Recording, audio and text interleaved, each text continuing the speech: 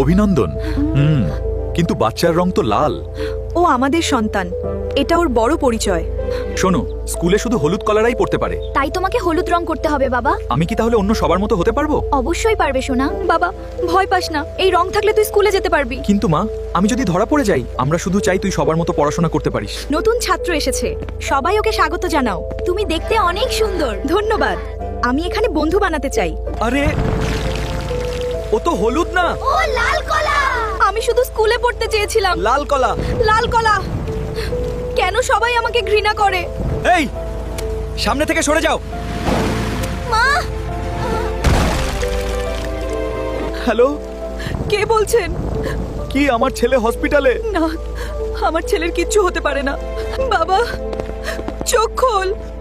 ওর অবস্থা খুব খারাপ। আমরা শুধু ওকে সুখী করতে চেয়েছিলাম।